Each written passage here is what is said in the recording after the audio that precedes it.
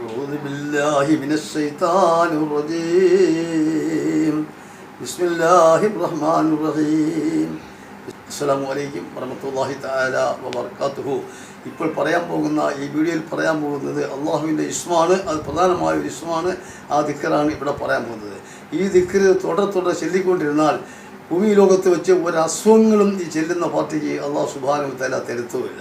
മാത്രമല്ല, ഇത് നിയത്ത് വെച്ചുകൊണ്ട് ഒരു 3 ലക്ഷം ദിക്ർ ആരെങ്കിലും ചെല്ലിയാൽ മാരകമായ ഒരു രോഗം ഈ മനുഷ്യന് ഉണ്ടാകുന്ന ഒരു കാര്യമേ ഇല്ല. അതുകൊണ്ട് ഈ ദിക്ർ നിയത്ത് വെച്ച് ചെല്ലുക എന്ന് പറഞ്ഞാൽ 1 മാസം കൊണ്ടോ 2 മാസം കൊണ്ടോ ചെല്ലിയാൽ മതി.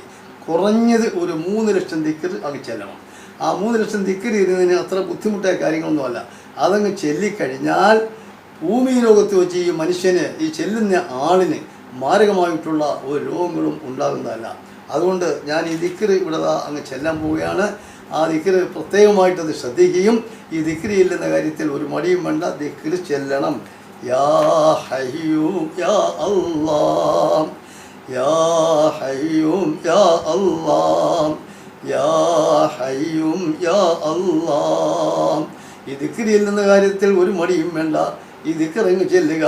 നേരത്തെ പറഞ്ഞതുപോലെ പ്രത്യേകമായിട്ട് നിയത്ത് വെച്ചിട്ട് ഒരു 3 ലക്ഷം ദിക്ർ നിങ്ങൾ അങ്ങ് ചൊല്ലിക്കഴിഞ്ഞാൽ അള്ളാഹുവിൻ്റെ അനുഗ്രഹം നിങ്ങൾക്കുണ്ടാകുകയും തീർച്ചയായിട്ടും ഈ ഭൂമി ലോകത്ത് വെച്ച് മാരകമായ ഒരു രോഗവും നിങ്ങൾക്ക് അള്ളാഹു തരികയില്ല.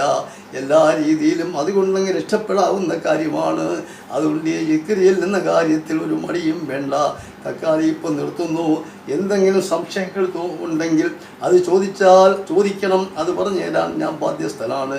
ചെല്ലുന്നവർക്ക് അള്ളാഹുവിൻ്റെ അനുഗ്രഹം ഉണ്ടാകട്ടെ.